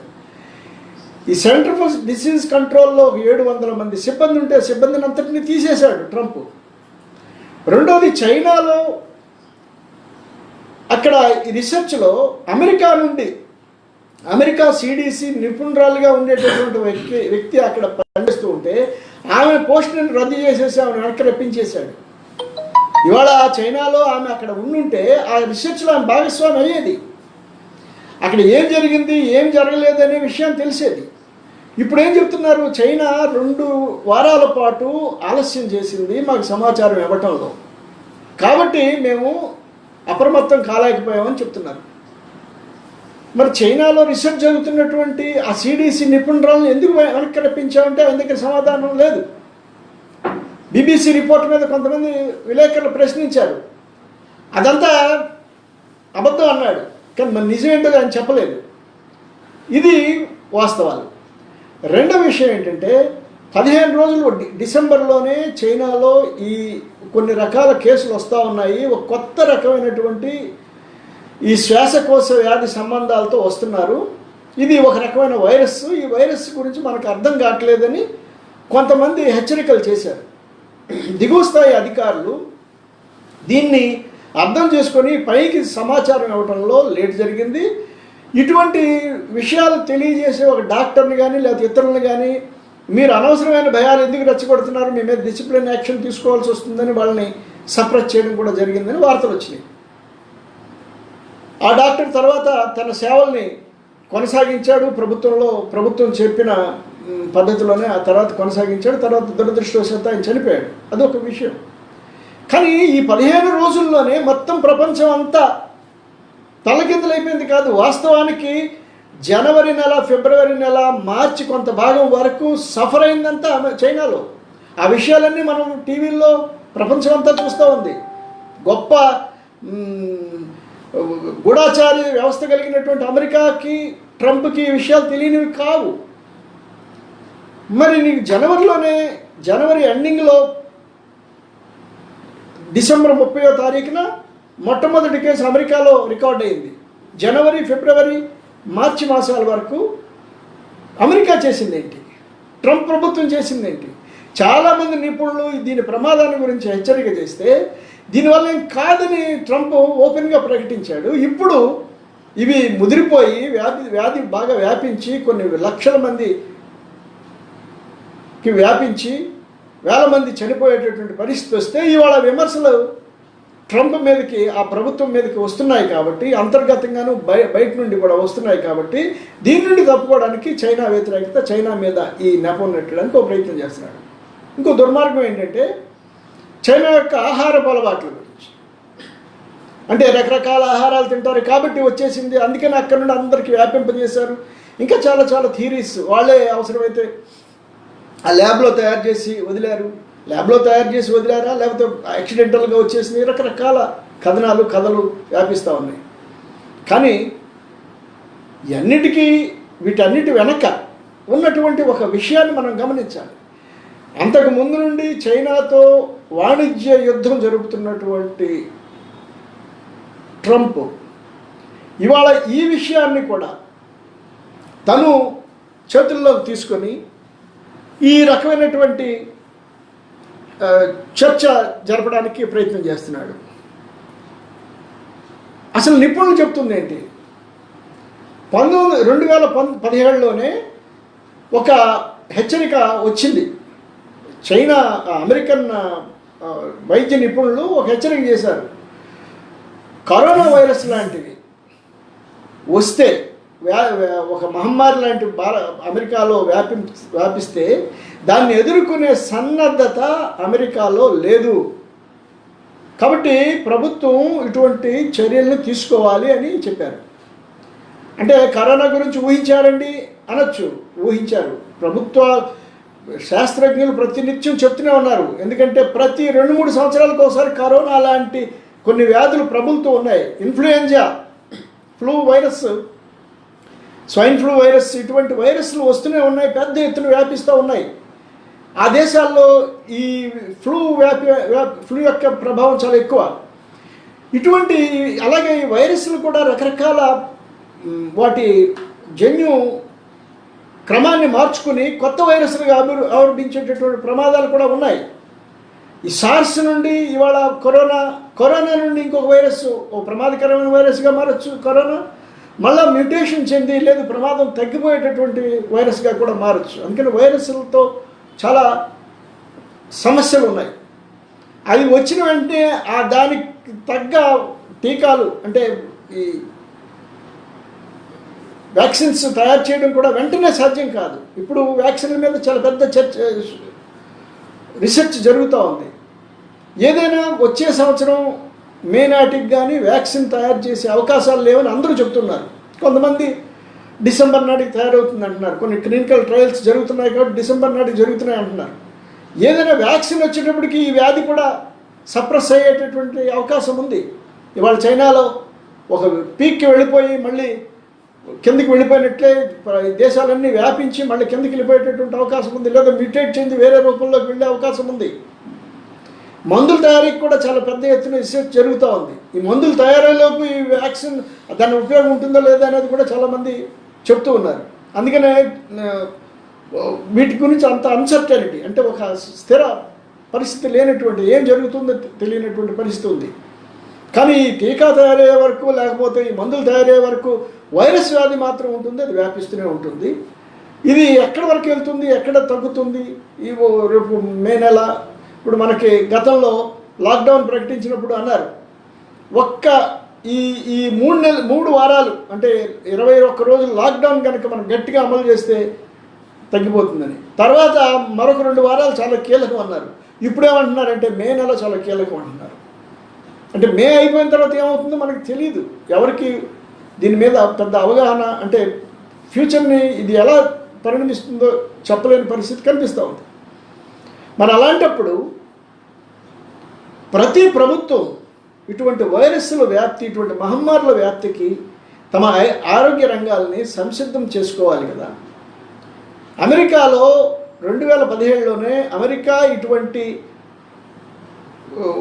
మహమ్మారి వస్తే తట్టుకునేదానికి సిద్ధంగా లేదు, దాని ఆరోగ్య వ్యవస్థ అటువంటి పరిస్థితుల్లో లేదని హెచ్చరిక చేసినప్పుడు అమెరికా ఏం చేసింది అనేది ముఖ్యమైనటువంటి విషయం ఏంటంటే, ఇవాళ చైనాలో వ్యాప్తి చెందింది, అది అక్కడ సప్రెస్ చేసింది ప్రభుత్వం, చాలా తొందరగా చర్యలు తీసుకుంది, చాలా ప్రజల యొక్క ప్రాణాలు కాపాడడానికి ఒక మొదటి ప్రాధాన్యత ఇస్తూ చర్యలు తీసుకుంది. కాబట్టి అక్కడ ప్రాణహాని తగ్గిపోయింది, వైరస్ని కట్టడి చేసింది, మళ్ళీ వాళ్ళు ఉత్పత్తిని స్టార్ట్ చేసుకున్నారు, మళ్ళీ వాళ్ళు నార్మల్ లైఫ్లోకి, అంటే దూరం పాటించడం, మాస్కులు వేసుకోవటం, ఇది తప్పనిసరి. వైరస్ ప్రపంచంలో ఉన్నంత వరకు ఇది తప్పనిసరిగా ఆ పని పాటించాలి. కానీ ప్రజలు వాస్తవంగా పనుల్లోకి వెళ్ళడానికి కావాల్సినటువంటి వాతావరణం అక్కడ ఏర్పడింది లేదు. ఇతర క్యూబా, తన పొరుగునున్నటువంటి క్యూబా ఒక సోషలిస్ట్ దేశం, నేను నా వైద్యులను పంపిస్తాను, ప్రపంచవ్యాప్తంగా 35 దేశాలకి వైద్యులను పంపించి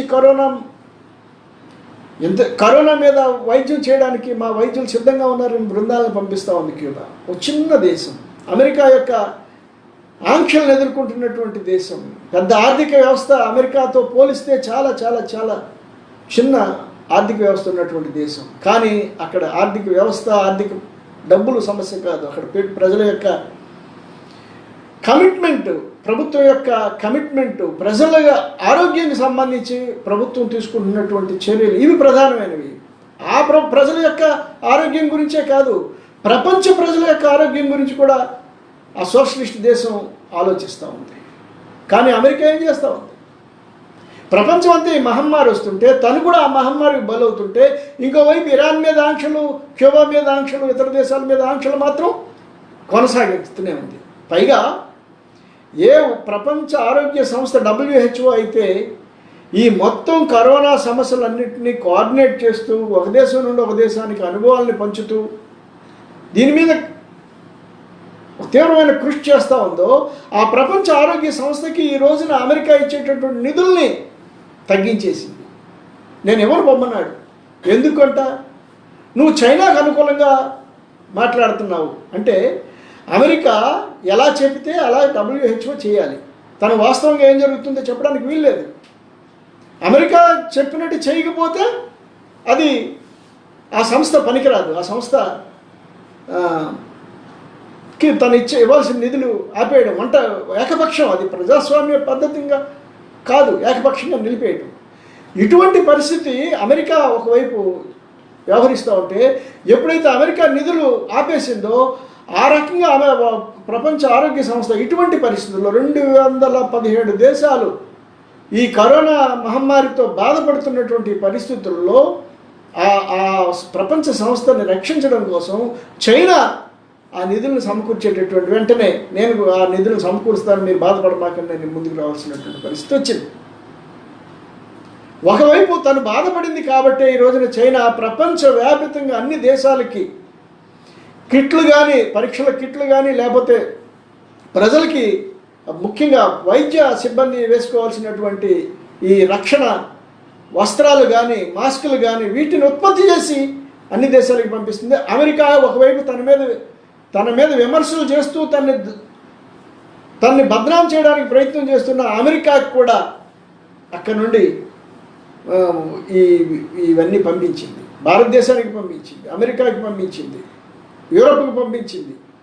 అది ఒక సోషలిస్ట్ దేశం యొక్క విధానం. ఎందుకంటే సోషలిస్ట్ దేశం అనేది ప్రజల యొక్క ప్రభుత్వం, ప్రజల యొక్క దేశం. అక్కడ ప్రజల యొక్క ఆరోగ్యం, ప్రజల యొక్క జీవనము, వాళ్ళ ప్రాణాలు, వాటికి ప్రాధాన్యత ఇచ్చే ప్రభుత్వాలు, పెట్టుబడికి ప్రాధాన్యత ఇచ్చే ప్రభుత్వాలు కాదు, లాభాలకి ప్రాధాన్యత ఇచ్చే ప్రభుత్వాలు కాదు. కాబట్టి ఆ ప్రజలకు ఎప్పుడైతే ప్రాధాన్యత ఇచ్చిందో, ప్రజలు తమ దేశంలో ప్రజలే కాదు, ప్రపంచ ప్రజలందరూ ప్రజలే. కాబట్టి అటువంటి ఒక మానవత దృష్టి ఉండేటటువంటి దేశాలు చేస్తున్నటువంటి సహకారం మనం చూస్తూ ఉన్నాం. కానీ చైనాకి భిన్నంగా, లేకపోతే క్యూబాకి భిన్నంగా అమెరికా వ్యవహరిస్తున్న తీరు కూడా మనం ఈరోజు చూస్తూ ఉన్నాం. అందుకన్నా దుర్మార్గం ఏంటంటే, ఈ సందర్భంగా ఒక రకమైన జాతి వివక్ష. అంటే వీళ్ళందరూ ఈ రకంగా గబ్బిలాలు తింటారు, ఈ రకంగా ఎలకలు తింటారు, కుక్కలు తింటారు, పిల్లులు తింటారు, ఇటువంటి జాతి వివక్షపూరితమైనటువంటి వ్యాసాలు, వార్తలు, సమాచారము ఇదంతా కూడా సోషల్ మీడియాలోనూ అమెరికన్ మీడియా మొత్తం వ్యాపిస్తూ ఉంది. అది మన భారతదేశంలో కూడా మనం చూస్తూ ఉన్నాం. భారతదేశంలో కూడా అన్ని రకాల జంతువుల్ని తినేటటువంటి మనుషులు ఉన్నారు అనే విషయాన్ని మనం గుర్తుంచుకోవాలి. భారతదేశంలోనే కాదు, అన్ని దేశాల్లోనూ ఎథ్నిక్ గ్రూప్స్ ఉంటాయి. అంటే కొన్ని జాతులు ప్రజలు వాళ్ళు అన్ని రకాల మాంసాలు తింటారు. ఇది వాళ్ళ సంస్కృతిలో ఒక భాగంగా ఉంటుంది. దాన్ని మనం ఒక జాతి వివక్షపూరితమైనటువంటి అపహాస్యం చేసేటటువంటి పరిస్థితి మనం కల్పించకూడదు. అది కూడా ఎదుర్కొనేటటువంటి పరిస్థితి మనం కల్పిస్తాం. మన భారతదేశంలో కూడా ఈ మహమ్మారిని ఉపయోగించుకొని ఒక రకమైన వివక్ష మనం చూస్తూ ఉన్నాం, చూసాం. మనం ఆ తబ్లిగీ ఢిల్లీలో జరిగినటువంటి అక్కడ జరగకూడదు. వాస్తవానికి అటువంటి పరిస్థితుల్లో మార్చి నెలలో అక్కడ ఆ సమావేశం జరిగింది. ఆ ముస్లిం తబ్లిగీ సంస్థ చేసినటువంటి సమావేశం. ఆ సమావేశం అక్కడ ఏర్పాటు చేయడం అనేది ఆ నిర్వాహకుల యొక్క బాధ్యత రహిత్యం. కానీ ఆ సమావేశానికి అనుమతి ఇచ్చింది ఎవరు? ఆ సమావేశానికి వివిధ దేశాల నుండి వచ్చిన వాళ్ళందరినీ అక్కడికి వస్తే అనుమతి ఇచ్చింది ఎవరు? వాళ్ళ పాస్పోర్ట్లు ఏంటి, వాళ్ళ వీసాలు ఏంటి, వీసాలు ఇచ్చింది ఎవరు? దీని మీద ఒక్కరు కూడా మాట్లాడరు. అక్కడికి వెళ్ళారు ఆ సమావేశానికి, అక్కడి నుండి వచ్చి మొత్తం దేశాన్నంతటినీ ఇది వ్యాపింపజేశారు. దేశంలోకి కరోనా తబ్లిగీ వల్ల రాలేదండి. దేశంలోకి కరోనా ఈ వలస కార్మికుల వల్ల వెళ్ళిపోద్ది, అంత దేశం అంతా వ్యాపిస్తుందని ఇప్పుడు వాళ్ళ పెద్ద చర్చ పెడుతున్నారు. వీళ్ళందరూ పేదవాళ్ళు వీళ్ళు అక్కడికక్కడ అంటించేస్తారని. దేశంలో ఇది కరోనా వచ్చింది వాళ్ళ వల్ల కాదు. దేశంలోకి కరోనా వచ్చింది విమానాల ద్వారా వచ్చింది. ఏ దేశంలోకైనా కరోనా వచ్చింది విమానాల ద్వారా. విమానాల్లో ఎగిరే వాళ్ళ ద్వారా వచ్చింది. విమానాల్లో ఎగిరే వాళ్ళు ఎన్ని వేల మంది ఉంటారు? ఎన్ని లక్షల మంది ఉంటారు? 1,00,000 మంది ఉంటారు, 2 లక్షల మంది ఉంటారు, ఎన్ని లక్షల మంది ఉంటారు? నువ్వు వాళ్ళని ఎందుకు స్క్రీన్ చేసి నీ ఫస్ట్ ప్రయారిటీగా విమానాలని ఆపాలి, లేదా తీసుకొచ్చిన వాళ్ళని స్క్రీన్ చేసి వాళ్ళని క్వారంటైన్ చేసి అక్కడ ఆపేస్తే ఈ దేశంలోకి కరోనా ఎట్లా వస్తుంది? అక్కడ వైఫల్యం. దాదాపు జనవరి, ఫిబ్రవరి, మార్చి నెలంతా కూడా విమానాల్లో వచ్చిన వాళ్ళని పంపించేస్తున్నారు, క్వారంటైన్ అంటున్నారు. అది ఎక్కడ అమలుపరిచింది లేదు. కొంత దశ దాటిన తర్వాత ఈ విమానాల ద్వారా వచ్చిన వాళ్ళ గురించి ఏమీ పట్టించుకోవు. అనుమతులు ఇచ్చిన మనం గురించి, ప్రభుత్వం గురించి పట్టించుకోరు. అనుమతులు ఇచ్చినటువంటి సంస్థల గురించి పట్టించుకోరు. ఇటువంటి ఈ తబ్లిగీ సమావేశానికి హాజరయ్యారు కాబట్టి వాళ్ళు ఓకే, వాళ్ళ వల్ల వచ్చింది మాట వాస్తవం. కానీ అది ఒక మతానికి ఆపాదించి, ఒక మత కావాలని ఇదంతా ప్రచారం వ్యాపింపజేస్తున్నారనే పద్ధతిలో ఈ రకమైనటువంటి ప్రచారం చేయడం అనేది భారతదేశంలో జరుగుతూ ఉంది. ఇది పనిగట్టుకొని ఈ హిందుత్వవాదులు ఇది పనిగట్టుకొని దీన్ని వ్యాపింపజేయడానికి ప్రయత్నం చేస్తున్నారు. ప్రభుత్వం కూడా దీన్ని పరోక్షంగా ఆ రకమైన భావజాలాన్ని వ్యాపింపజేస్తూ ఉంది. ఇది తప్పు. హిందూ మత సంస్థలు చాలా దగ్గర జరిపాయి. ఇటువంటి గ్యాదరింగ్స్ జరిగినాయి. లేదా ఇతర మత సంస్థలు గ్యాదరింగ్ జరిగినాయి. మత సంస్థలు కాకుండా రాజకీయ గ్యాదరింగ్ జరిగినాయి. ఈ ప్రధానమంత్రి ఆ ట్రంప్తో లక్షల మందితో ఆహ్వానం పలికారు ఈ వ్యాధి వ్యాపిస్తున్నప్పుడే. మరి వీళ్ళందరూ ఎట్లా జరిగినాయి? దీనివల్ల కూడా వ్యాపించాలి కదా. అందుకని తప్పులు జరిగితే తప్పులుగానే చూడాలి, కానీ అది ఒక మతానికో దీనికో ఆపాదించి చూడటం అనేది తప్పుడు వ్యవహారం. ఇంకొక అంశం కూడా ఇక్కడ మనం గమనించాల్సింది. హైడ్రాక్సిక్లోరోక్విన్ మందు భారతదేశంలో ఎక్కువగా ఉంది. కారణం ఏంటంటే భారతదేశంలో మలేరియా ఎక్కువగా ఉంది. మలేరియా ఉన్న దేశాల్లోనే అది మలేరియా మందు కాబట్టి మలేరియా ఉన్న దేశాల్లోనే ఆ మందు లభిస్తుంది. భారతదేశంలో మలేరియా చాలా ఎక్కువ కాబట్టి ఆ మందును ఉత్పత్తి చేస్తున్నాం, అది అమ్ముతున్నాం, ఉపయోగిస్తున్నాం. కాబట్టి ఇప్పుడు ఈ కరోనా వ్యాధిగ్రస్తులకి ట్రీట్ చేయడంలో ఏకైక మందు ఉన్నంతలో అది ఒకటి కనిపిస్తూ ఉంది. ఇంకొక మందు, 2 రకాల మందులు మాత్రం కనిపిస్తున్నాయి. హైడ్రాక్సిక్లోరోక్విన్ ఇంకో మందుతో కలిపి ఆ మిక్సర్ ఇస్తే కొంత వ్యాధి నయం అవుతుందని కొన్ని అధ్యయనాలు చెప్పాయి. కొన్ని అధ్యయనాలు దానివల్ల ఏం ఉపయోగం లేదని కూడా చెప్తున్నాయి. ఏదైనా ఆ మందు కావాల్సి వచ్చింది. ఇప్పుడు అమెరికాలో ఈ వ్యాధిగ్రస్తులు చాలా పెరిగిపోయి మరణాలు విపరీతంగా అయిపోయిన తర్వాత ఒక డాక్టర్ చెప్పాడు ఈ ఒక ఇంటర్వ్యూలో, మేమేమి చేయలేకపోతున్నాము, అన్ని ఆసుపత్రులు ఈ ఆసుపత్రులన్నీ కోవిడ్ వ్యాధిగ్రస్తులతో నిండిపోయినాయి, మేము వెళ్ళటం చూడటం మినహా ఏం చేయలేకపోతున్నాం, వాళ్ళు చనిపోతున్నారు, ఏ ట్రీట్మెంట్ మా దగ్గర లేదు, వాళ్ళు చనిపోతే వాళ్ళు సాయంకాలం వచ్చేసరికి మా కళ్ళ ముందు నీళ్ళు వస్తున్నాయి, ఎంతమంది చనిపోవడం మినహా మా కళ్ళ ముందు ఏం చేయలేకపోతున్నాను. అటువంటి ఒక దయనీయమైనటువంటి పరిస్థితుల్లో హైడ్రాక్సిక్లోరోక్విన్ ఉపయోగించి కొంత వాళ్ళకి ఉపశమనం కలుగుతుందన్నమాట వాస్తవం. కాబట్టి అమెరికా ప్రభుత్వం భారతదేశాన్ని కోరింది, మీరు హైడ్రాక్సిక్లోరోక్విన్ నాకు పంపించండి అని. ఏ ప్రభుత్వమైనా కోరటం మనం ఇవ్వటం మంచిదే, మనం ఇవ్వగలిగితే.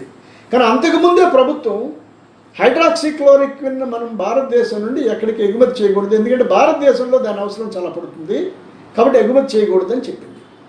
ఎందుకంటే దీని ముడి సరుకు చైనా నుండి ఇక్కడికి దిగుమతి కావాలి.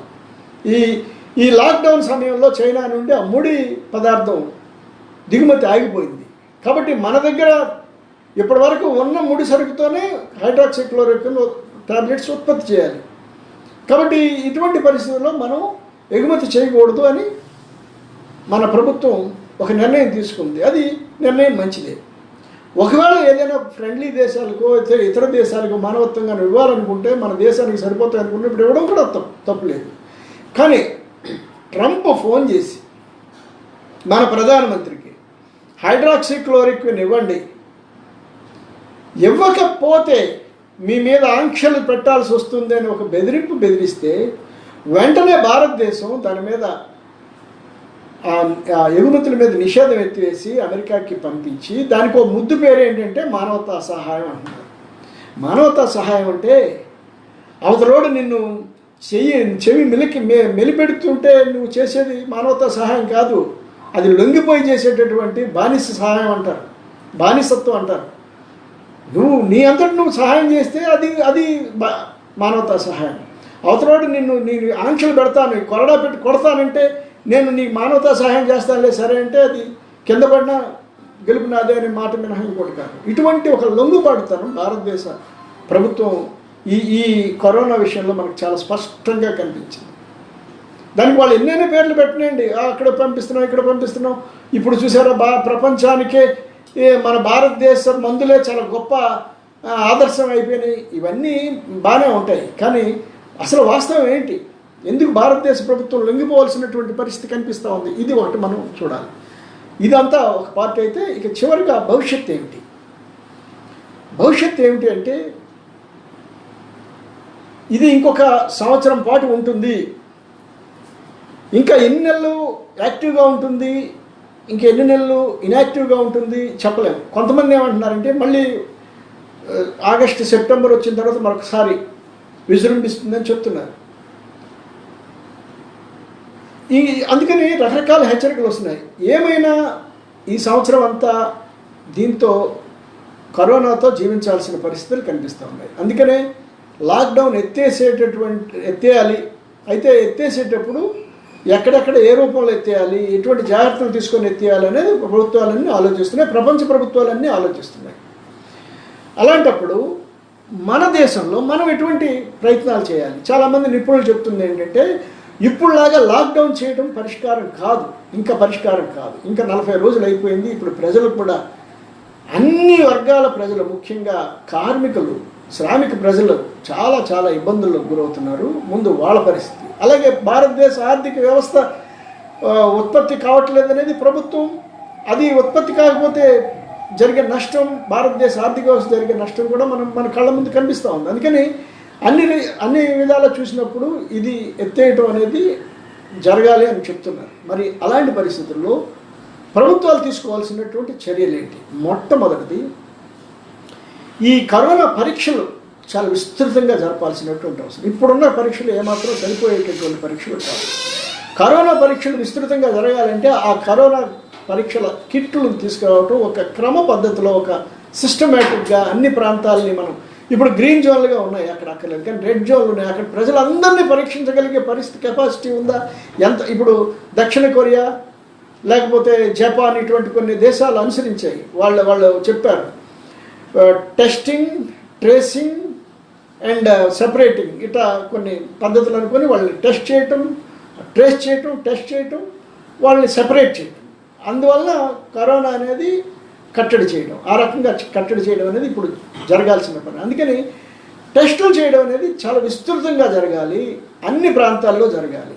ఇప్పుడు ఉదాహరణకి విజయవాడ ఉంది. విజయవాడలో చాలా ప్రాంతాలని పోలీసులకు అప్పచెప్పేశారు. పోలీసులు లాక్డౌన్ అంటే ఇక వాళ్ళు ఎక్కడికక్కడ వీధుల్ని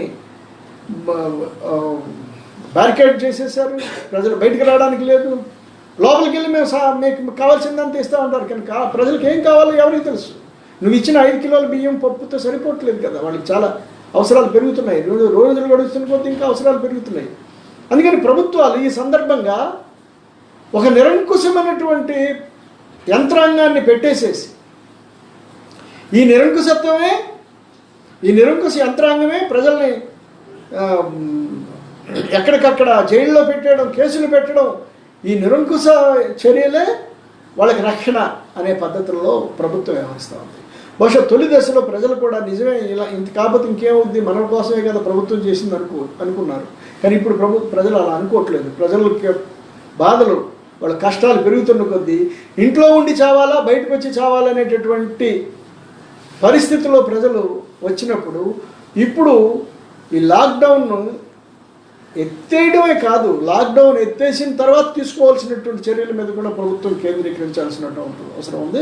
అందులో మొదటిది విస్తృతంగా టెస్టులు చేయటం, సెపరేట్ చేయటం, వాళ్ళకి ఒకవేళ వ్యాధి సోకిన వాళ్ళు ఉంటే వాళ్ళకి కావాల్సిన సదుపాయాలన్నీ కల్పిస్తూ వాళ్ళకి వ్యాధి నయం చేసే పద్ధతులు ప్రవేశపెట్టడం, క్వారంటైన్కి పంపిస్తే అక్కడ కావాల్సిన సదుపాయాలు పెట్టడం, ఇవన్నీ కూడా చేయాల్సినటువంటి అవసరం ఉంది. దీనికి అవసరమైతే ప్రభుత్వం డబ్బు ఖర్చు పెట్టాలి. ద్రవ్యలోటు, ఆర్థిక విషయాలు వీటిని ఇప్పుడు పక్కన పెట్టాల్సి ఉంది. దాని గురించి కూడా చెప్తాను. రెండవది ఉపాధి సమస్య. అంటే లాక్డౌన్ ఉన్నా ఎత్తేసినా కొన్ని రెడ్ జోన్లో ఇంకా లాక్డౌన్ కొనసాగించేటటువంటి అవకాశం ఉంది. ఉపాధి లేకపోతే వాళ్ళకి కావాల్సినటువంటి ఆహారం అందించేటటువంటి పరిస్థితి, నిత్యావసరాలు అందించే పరిస్థితి మాత్రం ఇప్పుడు ప్రభుత్వం చాలా పెద్ద ఎత్తున కేంద్రీకరించాల్సిన అవసరం ఉంది. ఇప్పుడు ఇచ్చేటటువంటి ఇది సహాయం ఏమాత్రం సరిపోదు. ఇప్పుడు వైద్య రంగానికి సంబంధించి పరీక్షలు జరపడమే కాదు, ప్రైవేటు ఆసుపత్రులన్నింటినీ జాతీయం చేయాలి. ఇప్పుడు ప్రభుత్వం హ్యాండ్ ఓవర్ చేసుకోవాలి. స్పెయిన్లో అదే చేశారు. స్పెయిన్లో ఎప్పుడైతే కరోనా వచ్చిందో అక్కడ ప్రభుత్వం మొట్టమొదటి చేసిన పని ఏంటంటే ప్రైవేట్ ఆసుపత్రులన్నింటినీ జాతీయం చేసేసింది. జాతీయం చేయండి ఇప్పుడు ప్రైవేట్ ఆసుపత్రులని, వాటన్నింటినీ కరోనా కొందా ఇంకా ప్రజల కోసం ఉపయోగించండి. ఎవరు అడ్డుపడుతున్నారు? ఇప్పుడు కావాలంటున్నారు ప్రజలు, జాతీయం చేయమంటున్నారు. అందుకని వైద్య రంగాన్ని వెంటనే జాతీయం చేయాలి. ఉపాధి హామీ పథకాన్ని ఇప్పుడు పెద్ద ఎత్తున ప్రవేశపెట్టాలి. పేద ప్రజలు, గ్రామీణ ప్రజలకి అది ఉపయోగం. అలాగే ప్రజలకు ఉపాధి కల్పించాలి. ముఖ్యంగా కార్మికులను ఉద్యోగాల నుండి తొలగించకుండా ప్రభుత్వం వెంటనే చట్టం చేయాలి. లేకపోతే దానికి కావాల్సినటువంటి కొన్ని నియమాలు ఇప్పుడు ప్రధానమంత్రి గారు చెప్పారు, పారిశ్రామికవేత్తలు ఎవరిని తొలగించొద్దు అని. నువ్వు మాట్లాడితే ఎవరు అనుకుంటున్నారు? అందరూ తొలగిస్తున్నారు. తొలగించకుండా చట్టం చేయడం ద్వారా ఆ కఠినమైన నిర్ణయాలు తీసుకోవాలి. మూడవది, ప్రమోద్ పట్నాయక్ గారు ఇచ్చినటువంటి సలహా ఒక 3 విషయాల్లో ఇందాక నేను చెప్పిందే అది ఖచ్చితంగా చేయాలి. ఎందుకంటే ప్రభుత్వం దగ్గర డబ్బులు లేవు. ఇవన్నీ చేయాలంటే ప్రభుత్వానికి డబ్బులు కావాలి. ప్రభుత్వానికి డబ్బులు కావాలంటే ముందు విదేశీ రుణాల మీద మారటోరియం విధించండి. అది ఆయన ఇచ్చినటువంటి సలహాల్లో చాలా పెద్ద ఆర్థికవేత్త, ఈ దేశంలో గొప్ప ఆర్థికవేత్తల్లో ఒకడు.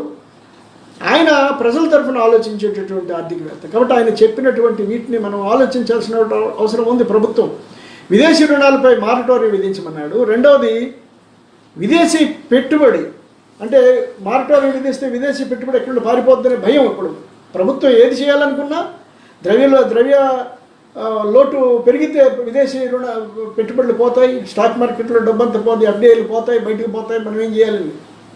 పోతున్నాయి కూడా. అందుకని అటువంటి పరిస్థితి రాకుండా ఉండాలంటే విదేశీ పెట్టుబడులు బయటకు వెళ్లకుండా కొన్ని చర్యలు తీసుకోవాలి, వాటి మీద కొన్ని ఆంక్షలు పెట్టాలనేది. మూడవది ఏంటంటే ఇందాక చెప్పినట్టే IMF దగ్గర నుండి మనకి ఇంకా రుణం తీసుకోవడానికి మన SDR స్పెషల్ డ్రాయింగ్ రైట్స్ మనకి ఎన్ని రావాలో అన్ని న్యాయంగా మనం కోరాలి. మన ప్రభుత్వం అక్కడ అమెరికాకి సపోర్ట్ చేసి దానికి అనుసరణలో ఎవరికి ఇస్తే వాళ్ళ కోసం దేవరించకుండా న్యాయంగా ఏ ప్రభుత్వానికి ఎంత వాటా రావాలో అంత వాటా మనకు వచ్చేట్టు అక్కడ డిమాండ్ చేయాలి. అమెరికా కొమ్ము కాయకుండా ఇతర దేశాలతో మనం శైలైతూ మనం అక్కడ నుండి దానికోసం మనం ప్రయత్నం చేయాలి. ఇటువంటి ప్రయత్నాలు ఇంకా కొంతమంది నిపుణులు, చాలామంది నిపుణులు, ప్రజల పక్షాన ఆలోచించేటటువంటి నిపుణులు, కార్మికులు వాళ్ళ సమస్యలు, ముఖ్యంగా అసంఘటిత రంగ కార్మికులు వీళ్ళ జీవన పరిస్థితుల గురించి ఆలోచించే వాళ్ళు చాలా సలహాలు చెప్తున్నారు. వాటిని పాటించడం చాలా ముఖ్యంగా భావిస్తున్నాను నేను. Thank you. కేరళ తీసుకున్న చర్యల మీద ఇంకో విషయం కూడా నేను చిన్న విషయం చెప్పాల్సినటువంటి అవసరం ఉంది. ప్రజాప్రభుత్వాల గురించి చెప్పేటప్పుడు చైనా, క్యూబా తీసుకుంటున్న చర్యల గురించి చెప్పాను. వియత్నాం కూడా అక్కడ కూడా చాలా బాగా కంటైన్ చేశారు. అసలు వాళ్ళు ఒక్క మరణం కూడా లేదు. చైనా అంత పెద్ద బోర్డు ఉన్నా ఆ దేశంలో సంఖ్య లేకుండా చూసుకున్నారు. అదే ప్రజాప్రభుత్వం భారతదేశంలో కూడా ఉంది. భారతదేశంలో కేరళ ప్రభుత్వం మీరు చూడండి, మొట్టమొదట భారతదేశంలోకి వచ్చినటువంటి కోవిడ్ కేసు కేరళలోనే. ఫస్ట్లో మహారాష్ట్రతో పాటు కేరళలోనే చాలా బాగా విజృంభిస్తున్నాయి అనుకున్నాం. మన దగ్గర ఒక కేసు 2 కేసులు ఉన్నటువంటి సమయంలో కేరళలో చాలా పెద్ద ఎత్తున కేసులు పెరిగినాయి. కానీ ఆ కేరళ ఈ రోజున మొత్తం వాళ్ళ అక్కడ కంటైన్ చేయడమే కాకుండా ఇవాళ యాక్టివ్ కేసులు అక్కడ 100-150కి మించి లేవు. యాక్టివ్ కేసులు ఆ రాష్ట్రంలో లేకుండా చేసింది. మహారాష్ట్ర 8,000 దాటిపోయినాయి, దాదాపు 10,000 వరకు వచ్చేసింది. ఢిల్లీ, ఉత్తరప్రదేశ్, మధ్యప్రదేశ్, గుజరాత్, అలాగే మన ఆంధ్ర, తెలంగాణ ఇవన్నీ 1000 దాటిపోయి వెళ్ళిపోయినాయి. 2,000-3,000 దాటిపోయి వెళ్ళిపోతున్న దశలో కేరళలో 400-500 దగ్గర కంటైన్ చేయడమే కాకుండా వాళ్ళందరూ కూడా వ్యాధి నయం అయిపోయి వెళ్ళిపోయి వాళ్ళ 100-150 మంది మాత్రమే ఉన్నారు. డెత్ అక్కడ మరణాలు కూడా చాలా తక్కువ, 4 మరణాలు 5 మరణాలతో ఆపగలిగారు. ఎందుకు ఇలా జరిగిందంటే అక్కడ మొట్టమొదట ఇది రాగానే ఇంకో విషయం ఏంటంటే కేరళ ఎక్కువ మంది విదేశాల్లో నివసించేవాళ్ళు, గల్ఫ్లో ఉద్యోగాలు చేసేవాళ్ళు, ఇతర దేశాల్లో వలస వెళ్ళేవాళ్ళు, కేరళ నుండి కాస్త చదువుకొని వెళ్ళేటటువంటి వాళ్ళు కానీ లేదా కార్మికులుగా వెళ్ళేటటువంటి వాళ్ళు ఎక్కువ. వాళ్ళందరూ తిరిగి వచ్చినప్పుడు ఈ వ్యాధి అక్కడ ఎక్కువ సంక్రమించడానికి పెద్ద అవకాశాలు ఉన్నాయి. అటువంటి పరిస్థితుల్లో అక్కడ ముఖ్యమంత్రి ప్రతిపక్ష నాయకుడిని పక్కన పెట్టుకొని మొత్తం ప్రతిపక్షాలన్నింటినీ కలుపుకొని అక్కడ ప్రజలందరినీ కలుపుకొని ఒక ఐక్యంగా ఈ కరోనా మహమ్మారిని ఎదుర్కోవడమే కేరళ ప్రజల యొక్క ప్రధానమైనటువంటి కర్తవ్యం అనే పద్ధతిలో ప్రజలను ఐక్యం చేశాడు. రెండవది మొత్తం వైద్య రంగం, వైద్య శాఖ మంత్రి చాలా యాక్టివ్గా టీచర్ ఆమె ఈ దీంట్లో ముఖ్యమంత్రితో పాటు ఆమె కూడా చాలా యాక్టివ్గా దీంట్లో పనిచేసింది. అండ్ వాళ్ళకి వైద్యులకు కావాల్సినటువంటి సదుపాయాలు కల్పించారు, వాలంటరీ దళాలు ఏర్పాటు చేశారు.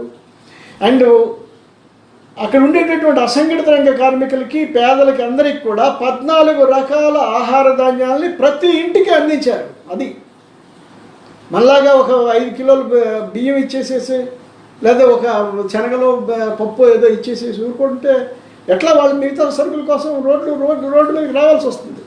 ఇవాళ మనం చూస్తే 6 గంటల నుండి 9 గంటల వరకు ఇక్కడ లాక్డౌన్ అయితే మీరు సరుకులు తెచ్చుకోండి అంటున్నారు. 24 గంటలు విండో ఉన్నప్పుడు 24 గంటలు ఎప్పుడైనా వెళ్లాల్సిన ప్రజలందరూ కూడా ఇవాళ 3 గంటల్లో రోడ్ల మీద పడుతున్నారు.